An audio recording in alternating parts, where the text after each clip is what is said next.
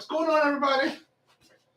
How y'all doing today? Jay here. Thank you for coming in. This is a live stream about quality control for coffee roasting. And in today's live stream, we're just going to be going over results from yesterday's roast. So yesterday we did some.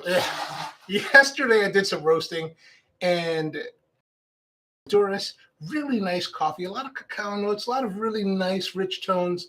It's really approachable and accessible coffee for most people. This is not one of those coffees that's super bright and super like high-minded. It's not like that. This is just coffee for coffee lovers, right? So it's a new coffee that we're bringing in, and as you do with a coffee, you sit and give it a try to really determine whether or not you like it or not. So yesterday we did 4 batches. We did 1, 2, 3, 4 of the Wamadanta. And while we have a general profile that we're shooting for, somewhere in the city to city plus, and it could be city, it could be city plus, depending on what you think, because, you know, I've had people tell me that, oh, that I'm using, oh, that's a dark roast. And I was like, what?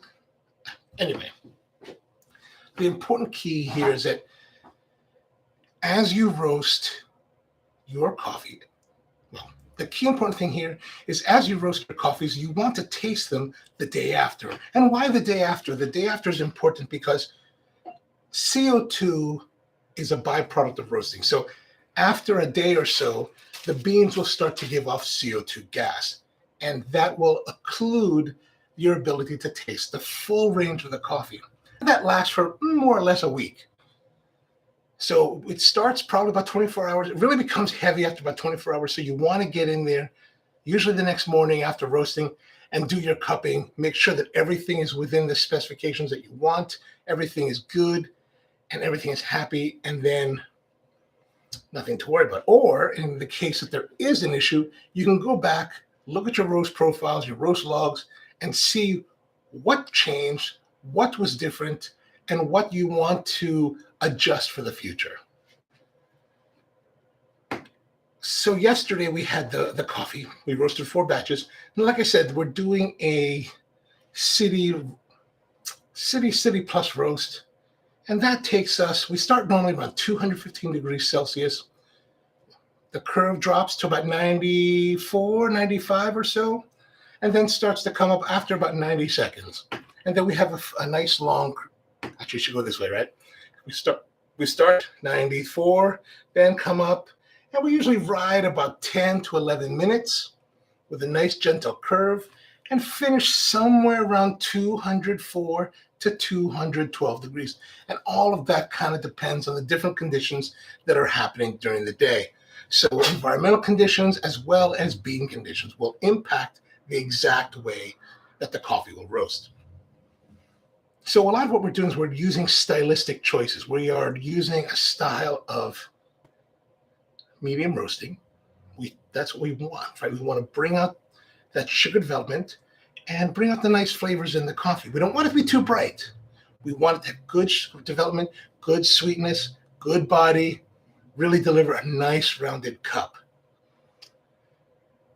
That's why we go to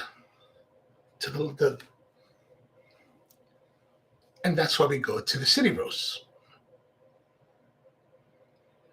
I should also note that I'm recording this because we're planning to use the video in more of a tutorial form on the Spro Coffee channel to help coffee roasters like yourself with this kind of tutorial. So I have to think, I'm kind of pacing the way that I say things or thinking about what I'm saying, because I need to, at some point, I'll probably take it all, edit it out, and then put it back up on the Spro Coffee channel. Not the onocoffee channel that we're on today, but our secondary channel, Spro Coffee, that's really focused more on, you know, drink making and different barista craft videos, things like that.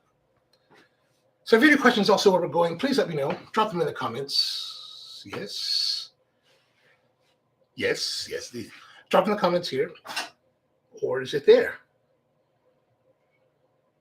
Maybe it's here. I'm looking at a monitor that just has it there. But if you have any questions, drop them in the comments. Happy to see if we can answer them.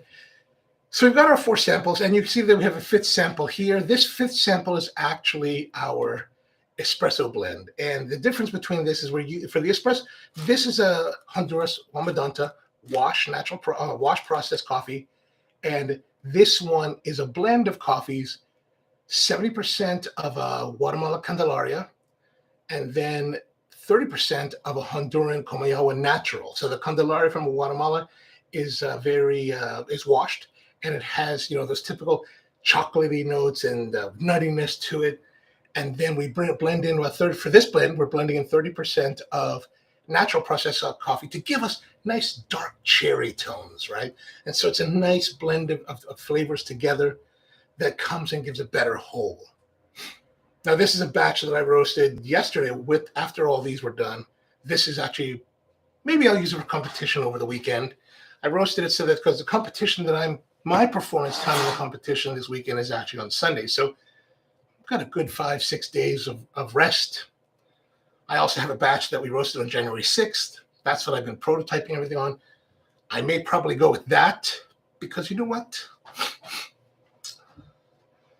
What's important with competition is that you're delivering what you're saying, and what you're saying is a positive thing. And as long as what you're delivering, what you're saying is still positive, it should be perfectly fine. And I'm also against all of this, like, oh, we need to get unobtainium coffee for our competitions. That's just rubbish. All right, so what we've done, we've got our samples here. You know what I'm going to do? I got to turn this camera on. I've got an overhead camera so that we can shoot. That's running, looking good. Can't just, it's out of the frame for you guys. All right, so I have to sync. We're going to sync. This is camera 2 rolling and sync sound speeds. All right, now. So how do you get these samples from the coffee? Well, basically, once we drop the load, cool it down, I just grab a little bit of coffee, shove it into one of these sandwich bags, these Ziploc bags, and I'll put the name right about there. Just a little code. Basically, I'm putting the date, the roast number, and then something to designate what it is. So in this case, I put GD meaning Guamadanta. And I already know that I'm only roasting one coffee. I only roasted really one coffee batch yesterday. So this is a relatively easy coffee to track, or batches to track. And so I've already taken the samples, and I've already ground samples out of them. We're using 13-gram samples in 9-ounce Gibraltar glasses. Now, there's all kinds of like authorized cupping glasses that you may have seen somewhere on the internet. A lot of them are porcelain. Those are cool. Those are great. They're about the same volume. The key is that you're using similar vessels, same volume, same amount of coffee every time you do your cupping, so that way you're doing everything consistently. And that's really the important thing, is you want to do things consistently.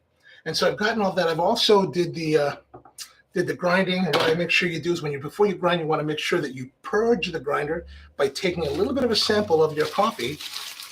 You're going to take a little bit of sample, maybe about that much or so, maybe a little bit. You want to take about that much or so, or probably a little bit more than that. And then you're going to run that through the grinder just to kind of get everything out of the way that might have been there from previous grinds, and then drop your 13 grams in to grind it out. I'm using a relatively medium grind for the coffee.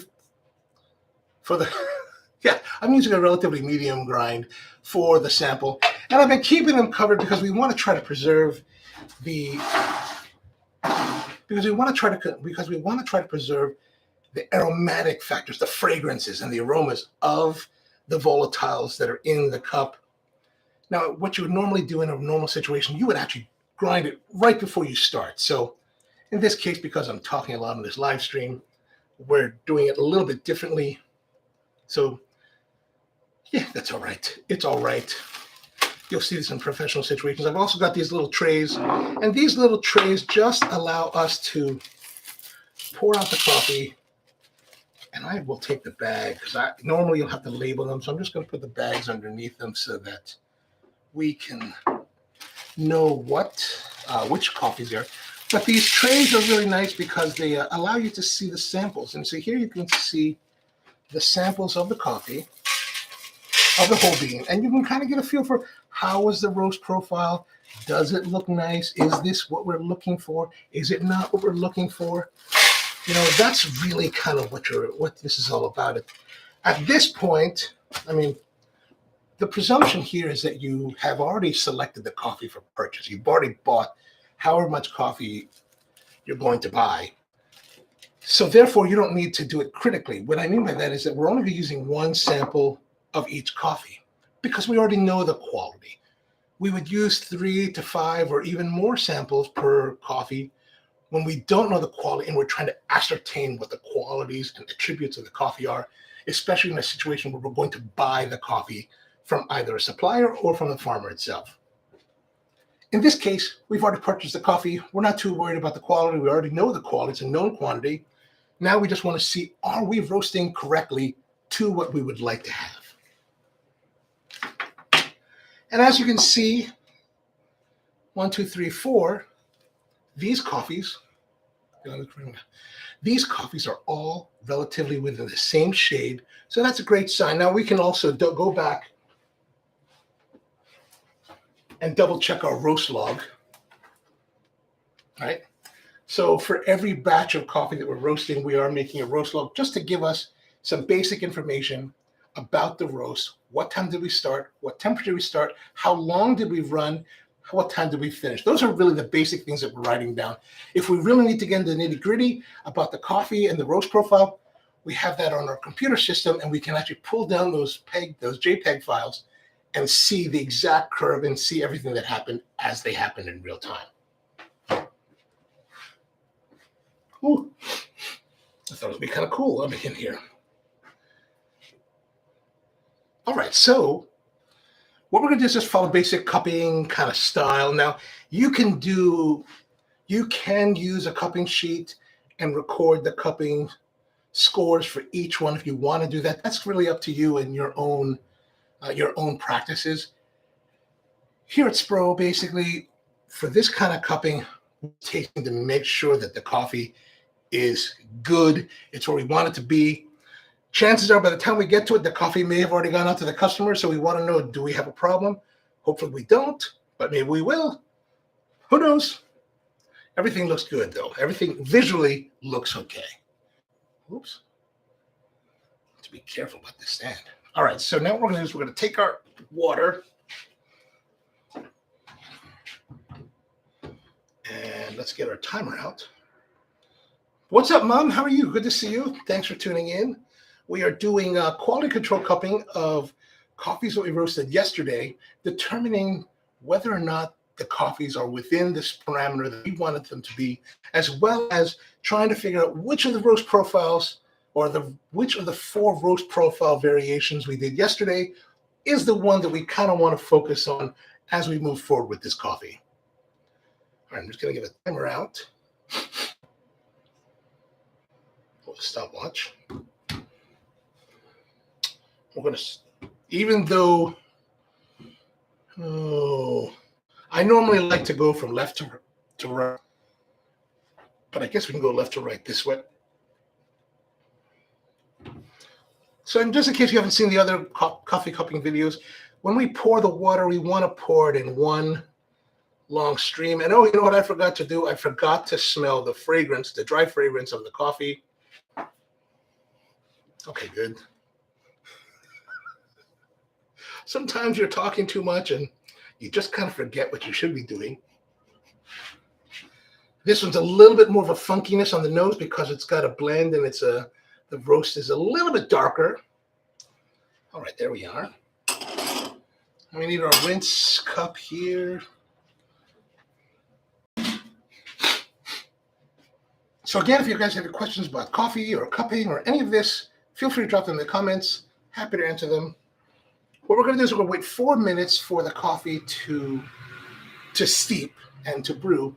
And as you can see, the caps are floating. What we're going to do is just do some aromatic smelling the cap, seeing what kind of aromatics we can get off the top. But you get your nose really close to the surface. Oh, there's a really nice, how I would describe diatomaceous earthiness to this cup. Really pretty.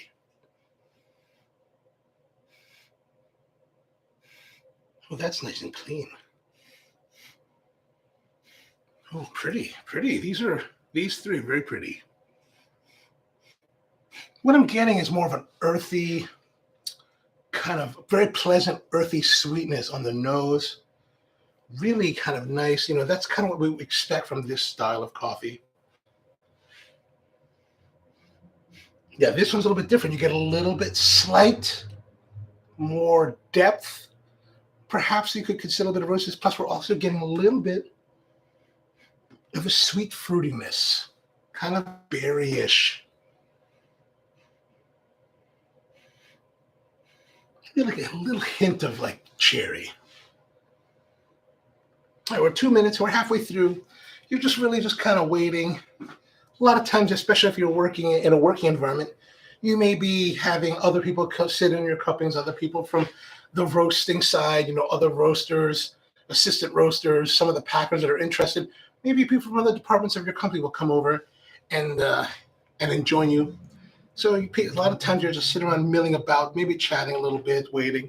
And that's all right because, this type of cupping, at least at Spro, we don't hold it as critical as we would a purchasing cupping. Because, again, we've already done the hard work of deciding whether or not to buy it. Now we have it. Now it's just about which of these is really the one we want to have.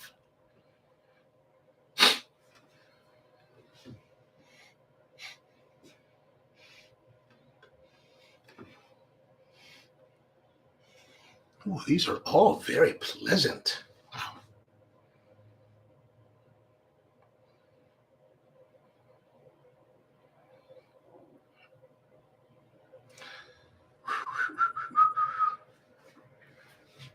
"30 seconds more." Now, part of this is that these 4 coffees will be part of our House Nation blend, right? So this will go to be the House Nation coffee, and well, that's probably where they're going to end up. At least that's what I purchased them for.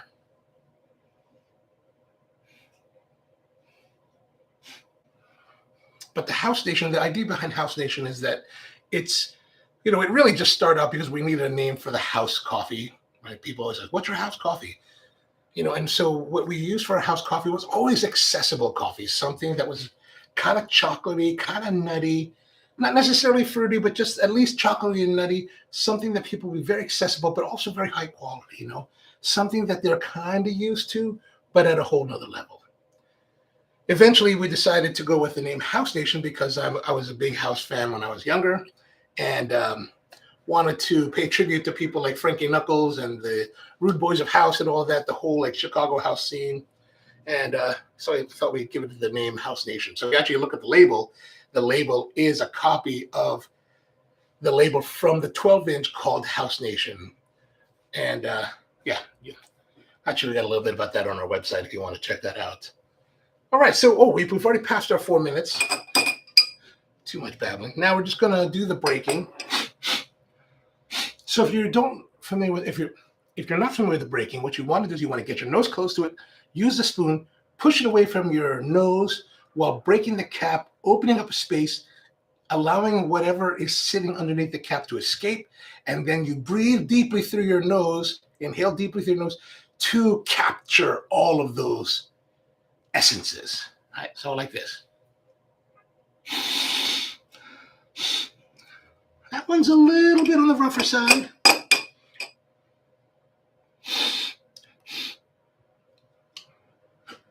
Oh, better.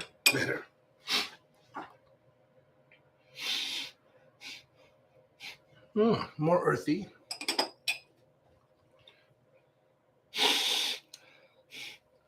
Oh, that's about the same.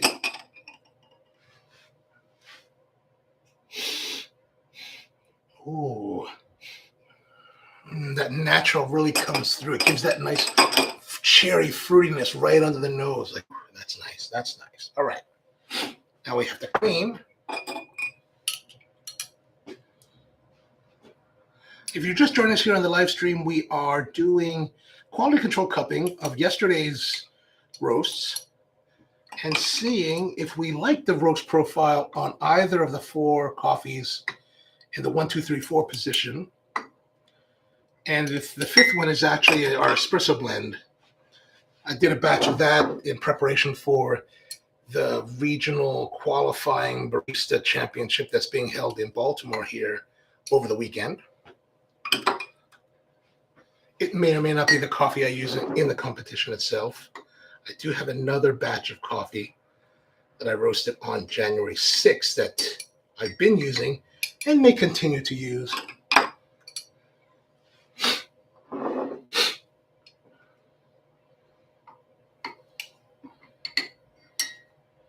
I think one of the things that baristas and trainers worldwide fail to understand with the competitions, that it's not necessarily about buying the best, highest quality coffee on the planet, right? Like you see a lot of these competitors and they're spending thousands of dollars for unobtainium coffee, right? That is not what the competition is about. People have this idea that, oh, I must make this coffee like the most amazing, like cupping of the most amazing cupped coffee must be the one that wins. And sometimes it does, but really what's delivering that championship is the barista able to communicate the flavors that he's delivering in the cup to the judges before he gives them the drink. That's really the whole essence of the competition. And that's part of the reason why for this championship, this qualifying round that I'm going to compete in, I'm just using our normal coffee because it's a coffee that I know and I think that I can deliver what I'm going to tell them.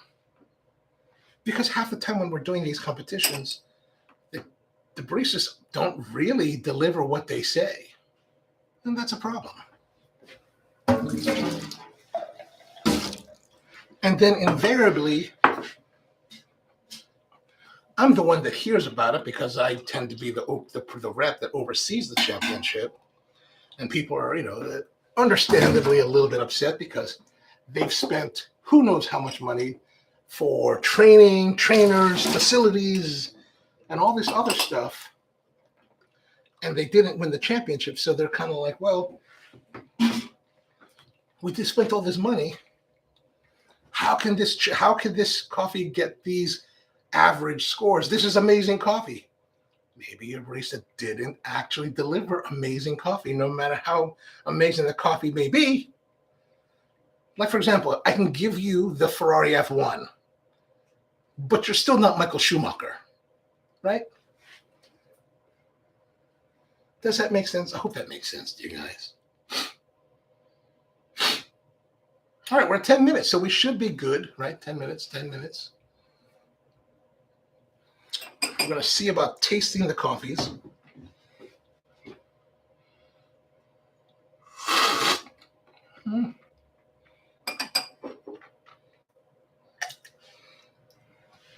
A little bit still on the warm side. Some nice toasty notes there initially. A little bit hot though. As you notice, I'm using fresh water again, and I'm spitting, and I'm also, taking a sample and then rinsing the spoon. That's just good practice for you to develop. And what you want to do is you want to rinse the spoon in between just to get off any flavors of the coffee that are here so you don't transfer them into this sample and not only contaminating this cup, but also, more importantly, contaminating your experience with the coffee. So always rinse your spoons. And then as this water may get cloudy, switch it out for some fresh water. It'll make your whole cupping experience much nicer. I also use a spit cup here, right? And even though the quantity of coffees that we'll be consuming is small, I always do it. It's good practice because once you start doing large format cuppings where you're really cupping a lot of coffees, that gets to be very difficult. I mean, I remember my very first taste of Harvest Ethiopia, which was in 2007. I was only just a few years in the business, and it was my first real harvest cupping. 75 coffees over one day, 2 sessions, 5 samples each. I spat the whole time. I felt wrecked because, even though you're spitting, you're still getting some of that caffeine absorption in your cheeks. And eventually you do enough of them, man, I was feeling worked. Okay, let's see. Sample number 2, roast number 2.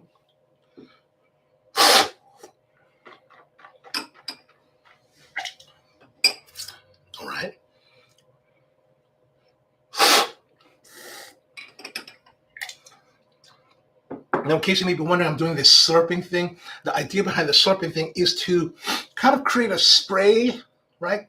The spray action and coat your palate. That's really the idea, so that you can get full exposure of the flavor. And if you start to dribble, that's normal. If you stick your nose when you're doing the smelling and your nose touches the ground, that's normal too. Don't be embarrassed.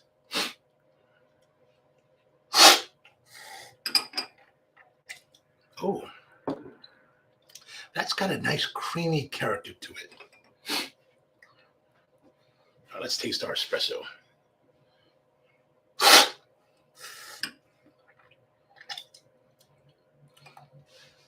Yeah. One of the things that I find with the espresso blends that we create is that the flavor of the espresso in the cupping usually has this kind of stranger, kind of muted character to it, which, when I'm cupping it like now, especially early in my career, there was always kind of like that may not be very good. But when you bring it to the espresso machine and you like pressurize the brew, it's completely different. It's a not different coffee, but it does change the flavor, and it's much more exciting that way. Also, I should say, you could take as big or as small a sample as you would like. I typically do this depending on how hot it is.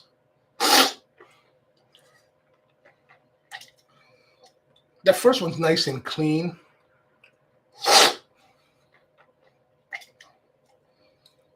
Second one's nice too.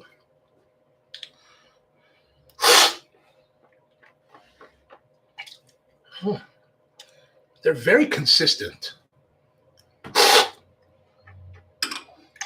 Except this one has a little more creaminess. These three are relatively consistent. This one is a little bit different in that there's a creamy flavor to it that's different than the others. Not dramatically different, but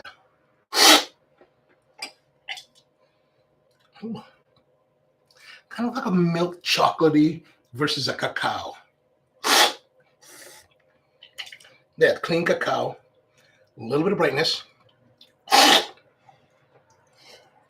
Again, clean cacao, brightness.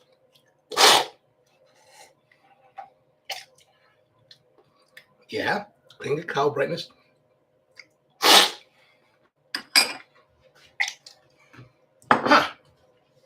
Still some brightness. It's clean, but it's less cacao and more milk chocolate. I wonder what's different. This one, I think I did do a little bit more of a tweak on it.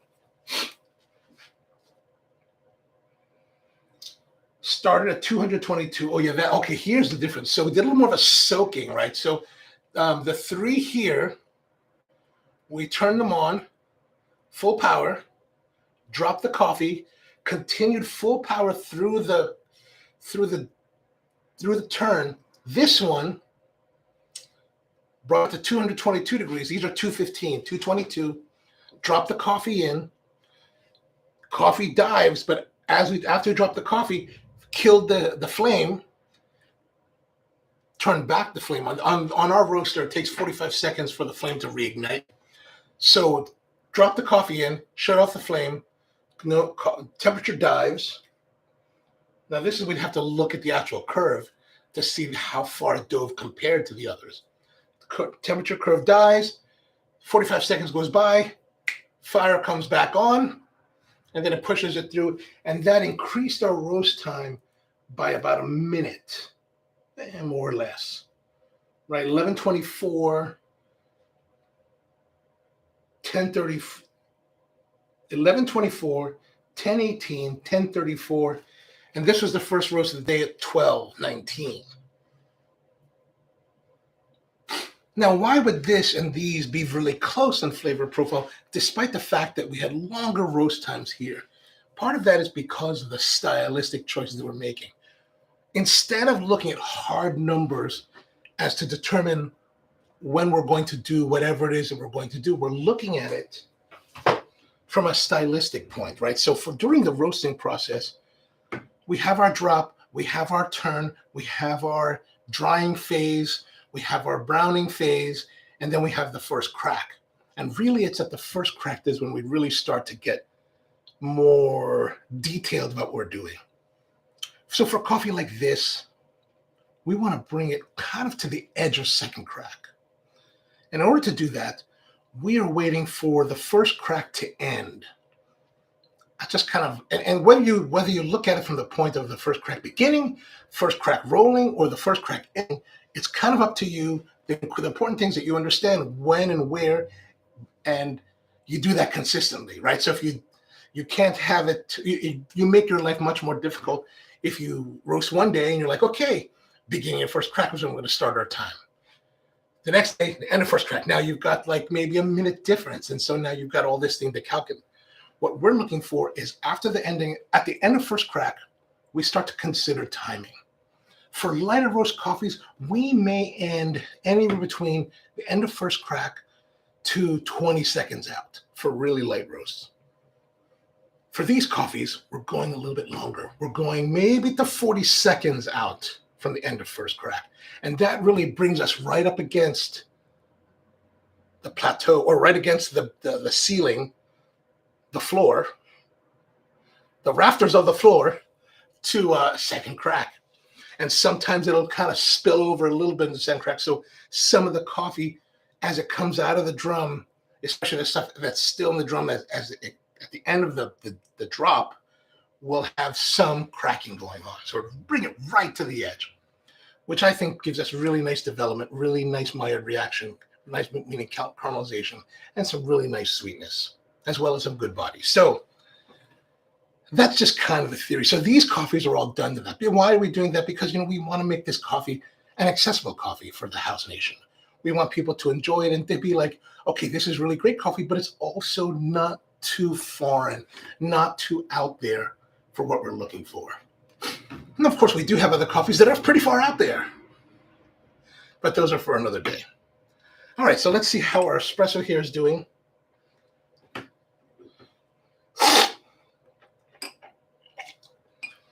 Oh, yeah, that's nice. I mean, these three,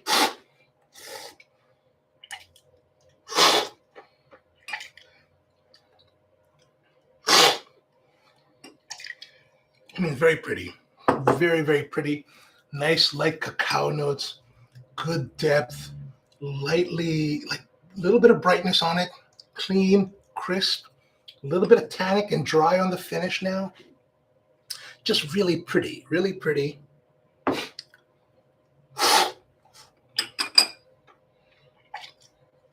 And then this one with the flame off during the heat soaking phase, really just interesting. It's got that creaminess, a little bit more milk chocolateness instead of the cacao, a little bit softer of a coffee.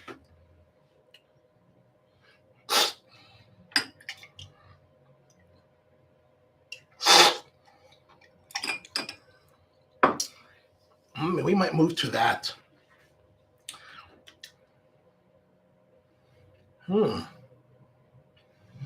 Actually, that's a really good question. I don't know.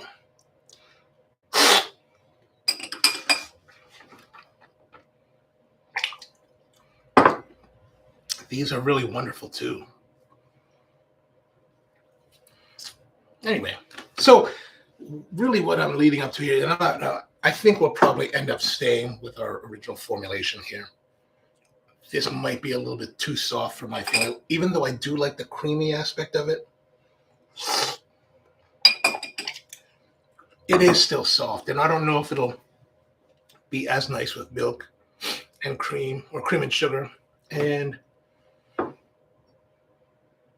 yeah, I think we'll stay with these and not do the flame off soaking. Just keep the flame on to keep pushing along the roast. All right, so, but which is right and which is wrong? There really is no true ultimate right and wrong. It's really a matter of what you're looking for as either a home roaster for yourself to drink, or as the person running your coffee program at your company. What is the purpose, or what is the intent of your coffee? Who are your clientele? What are they expecting? These will show you variations and how you might be able to approach some changes in your coffees and the roasting ultimately it's up for you to decide which way you want to go. There's really no true right or wrong. Certainly there'll be a lot of people in the industry that will tell you that you're wrong and they're right. Typically, those are people that don't have that much experience in the business. Keep that in mind. I was one of those people a long time ago. But those who work in the industry longer will know that there really is no right or wrong. It's really about finding the voice that you want to speak with in coffee. And then find a way to bring that out and share it with the world. All right, any questions? Now what we're going to do a little bit of taste testing, because while the coffees are nice, coffees are meant to be shared with food. Now I did get myself this chocolate covered donut. It's not the best donut, but it's the only thing that we have around where we are at the roastery. All right, let's see. We're going to take a bite.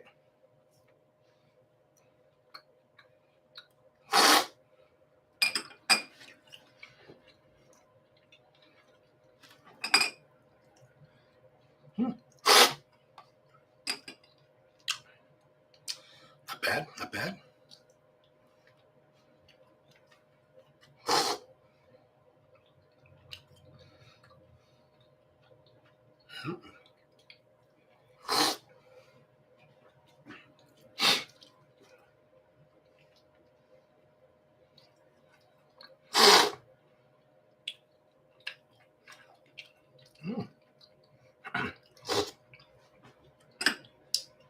I mean, coffee and donuts.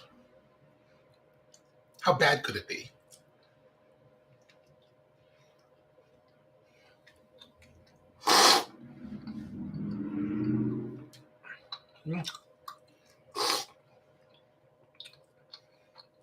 That softer and the milk chocolate creaminess does kind of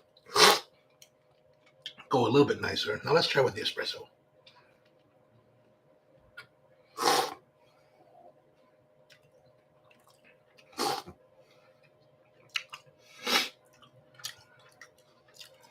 Better if it was espresso.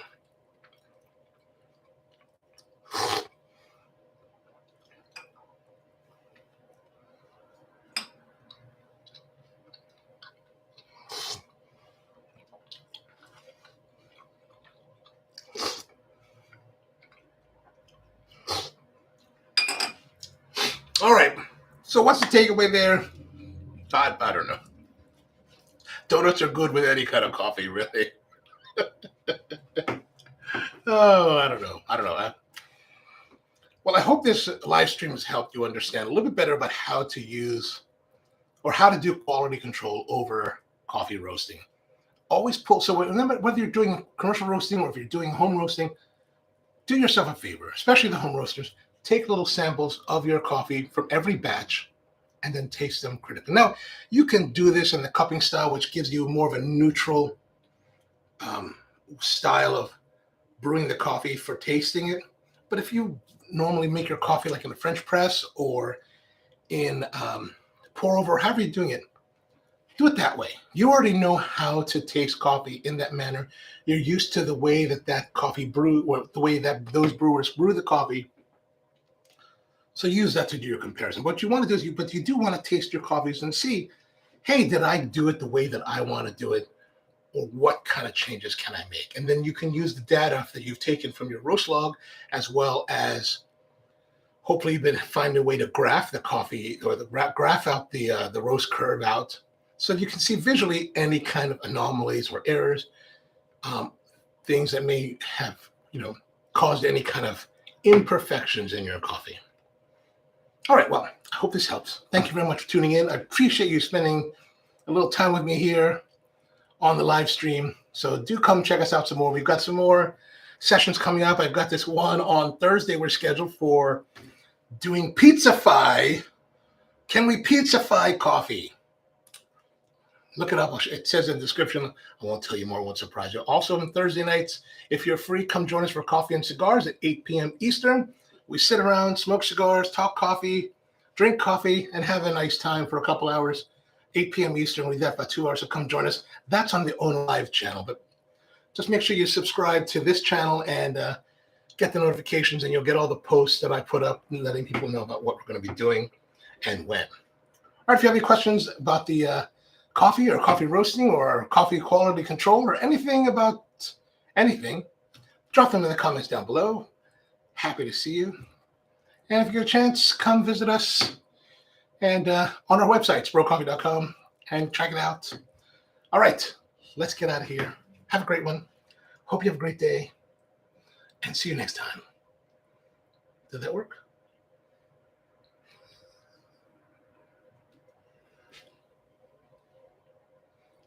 There we go. See you next time.